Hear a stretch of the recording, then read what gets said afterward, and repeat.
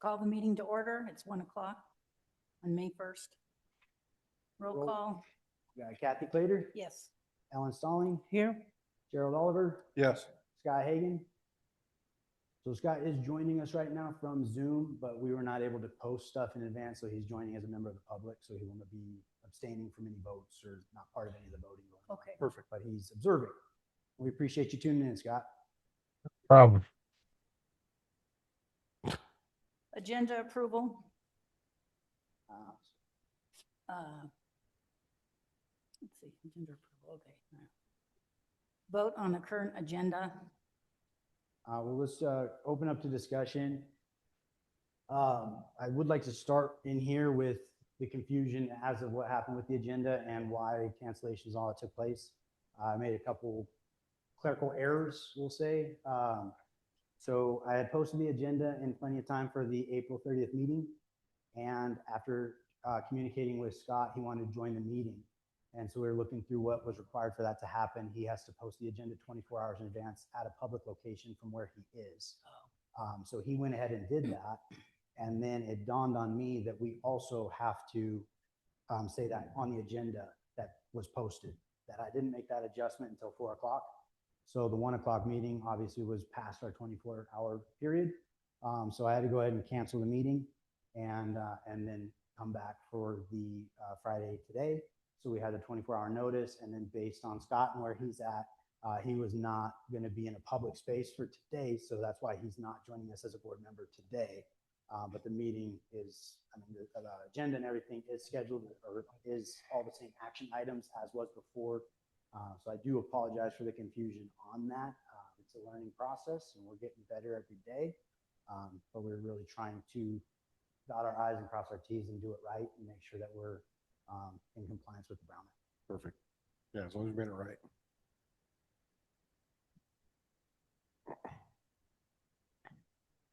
So do we have a motion to approve the agenda? All motion. I'll second it.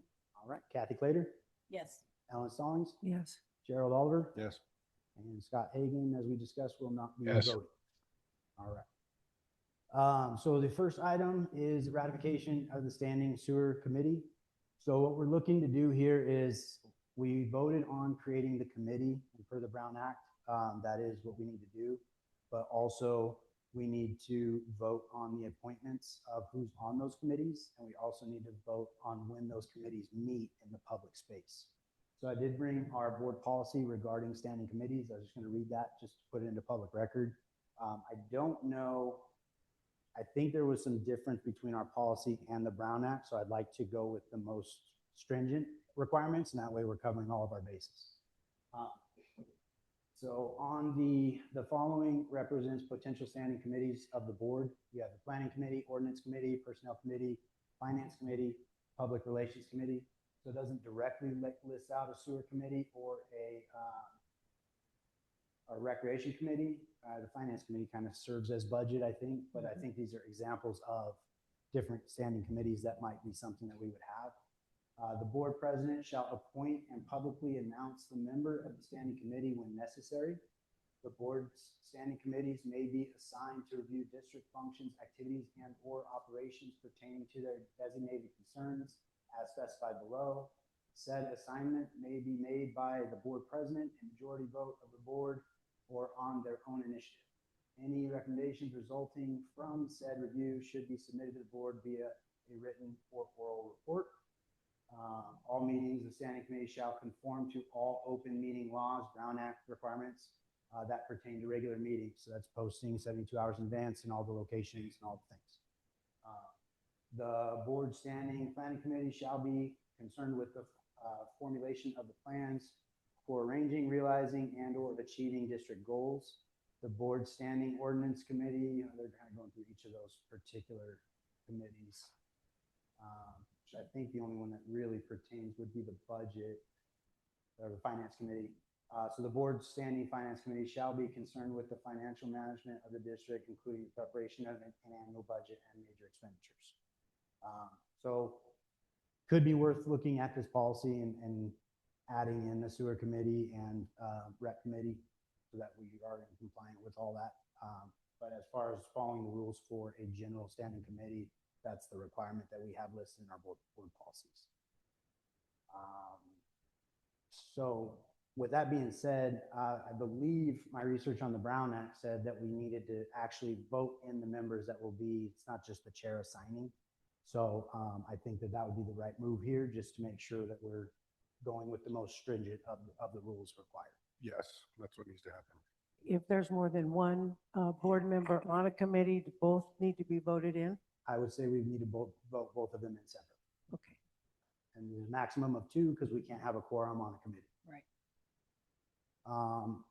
If we move into public comments prior to moving forward with this, we did receive some communication that was requested to be made public record. So I'm just going to read this communication out, as this was designed to be a public comment that was made for this meeting. Please include the following substantive points in the official public record for a special meeting scheduled for May 1st, 2026. Item 1, notice to oversight and legal counsel. Legal counsel and relevant oversight agencies are hereby put on notice for their ongoing failure to hold the Spalding CSD board accountable. Your failure to ensure a formal notice of decision regarding our cure and correct demand is a failure of your professional and legal duty to this community. Item number 2, objection to illegal committee formation, failure of scope and jurisdiction. The committees that met on March 31st were fundamentally unlawful. Under the Brown Act, a committee cannot be legally constituted unless the board establishes its specific scope, jurisdiction, and duties on a public posted agenda at the time of creation. On March 12th, the board failed to define any of these criteria. Failure witnessed firsthand by District 1 Supervisor Mike Scanlon, who was the only county official present. Item number 3, objection to the ratification tactic on vague agenda items. The move to ratify today is a transparent attempt to bypass a formal cure and correct process under Governance Code 54960.1. You cannot ratify a nullity. To legally cure these violations, the board must first declare the March 12th and March 31st actions null and void. Item number 4, failure to accommodate intentional exclusion since April 2025. The district has ignored the district has ignored requests for a reasonable accommodation. This refusal to follow disability law is the only reason this letter is being read in public comment right now. The expectation is that these points are given the same weight and consideration as oral testimony. Item number 5, outstanding CPRA requests, illegal copy fees.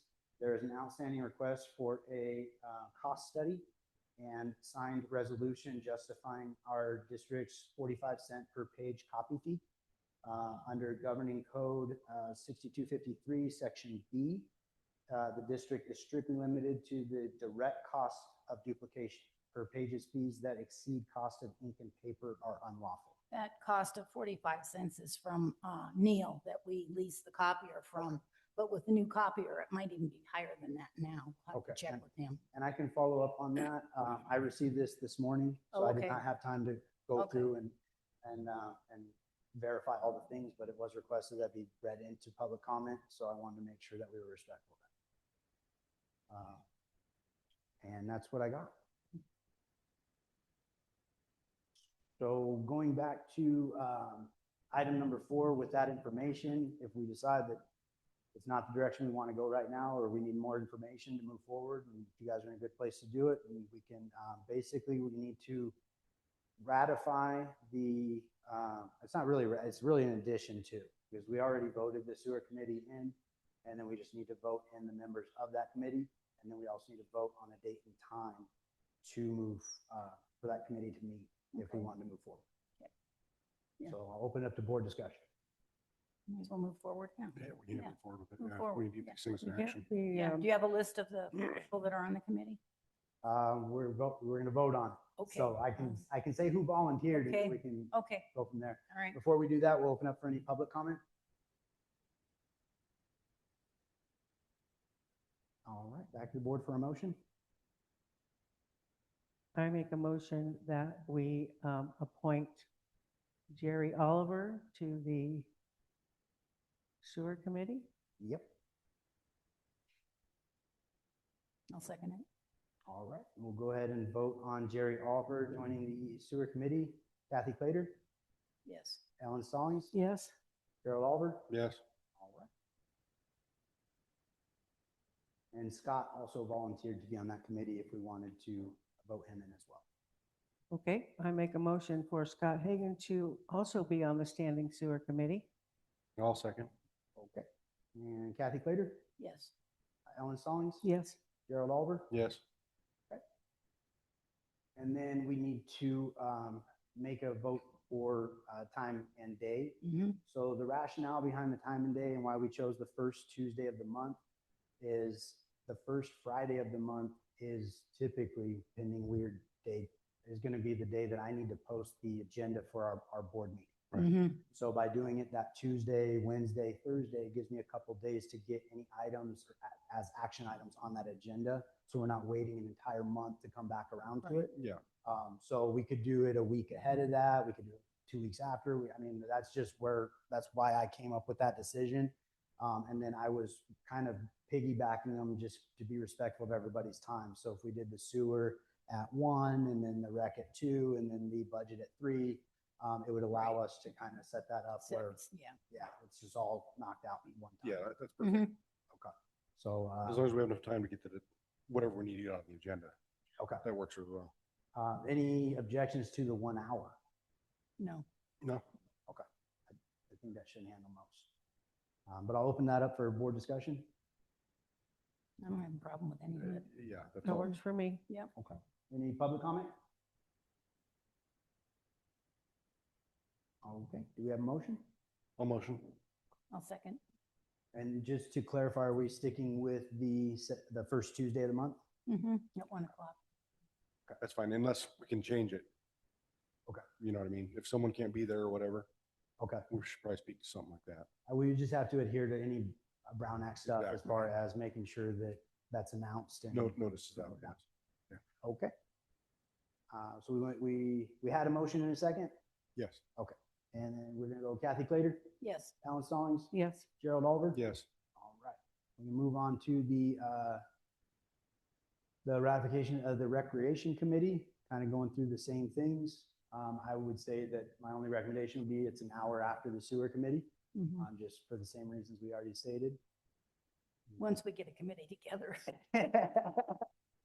Right now, it's just me. I'll volunteer for that committee too. All right, so do we have or actually, let's open that up for any board discussion. Any public comment? All right, we have a motion. I will motion Kathy Clater as a representative on the Recreation Committee. Oh, I'll second. All right. We'll vote. I was reading and Kathy- thinking. Kathy Reading and Clater? thinking. That was a- Yes. Ellen Stallings, Yes, Gerald Oliver. Oh, yes. All right. And then did we want to vote any additional board members into the rec committee? We'll do Jerry. Okay. make a motion to appoint Jerry to the Recreation Committee. And I'll second it. Perfect. Before we start the vote there, we'll open up for any public comment. All right, Kathy Clater, Yes.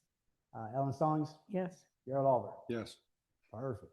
And then last but not least, we have the budget committee.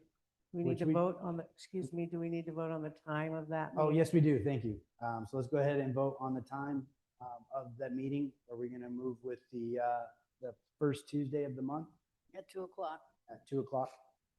Okay. Do we have a motion? All motion. I'll second. All right. Kathy Clater, Yes. Ellen Stallings, Yes, Gerald Oliver. Yes. All right. Thank you for that. And then we'll move on to the budget committee, which, having looked at the board policy, we could change the name of the budget committee to the finance committee because it's kind of shows that piece of it as being part of our scope. So just food for thought there. But all the same things apply. So we'll open up for discussion. Does the Budget Committee and the Finance Committee change of name require a vote? I do not know. Probably. Probably. Okay. And if the scope of this committee is specifically for budget, maybe once we get the budget done, then we can open up a standing finance. committee. Finance, yeah, And we just keep the scope of this particular committee at the budget. budget. Okay. So we'll open up for any public comment. Okay, do we have a motion? I'll make a motion. I'll second. We need to We appoint. need 2 appointments. Yeah. So Ellen. I nominate Ellen. Perfect. All right. Do we have a second? I'll second. All right. Kathy Clater, Yes. Ellen Stallings, Yes. Gerald Oliver. Yes. I don't know if I'm supposed to vote on myself or not, but I did. so. All Uh, right. And then and meeting then day the- and time? Do we want to add any additional board members to the budget committee? Is Scott interested? Hello? He's muted right now. Oh, Yes, okay. he is interested. He is interested. All right. Okay, that's wonderful. I make a motion that Scott Hagan be added to the Budget Committee. I'll second that motion. All right. And Kathy Clater, Yes. Ellen Stallings, Yes, Gerald Oliver. Yes. Perfect. And time and place, I would recommend the hour after the rec committee. 3 Yes. o'clock. Okay. Any public comment? Okay. Do we have a motion? I'll make a motion. I'll second. All right. Kathy Clater, Yes. Ellen Stallings. yes. Gerald Oliver. Yes. So I think that wraps up all of the items we have, and I'll turn it back over to Kathy. Make a motion to adjourn the meeting if nobody has anything else. One second? Perfect. Kathy Clater, Yes. Ellen Stallings, Yes. Gerald Oliver. Yes.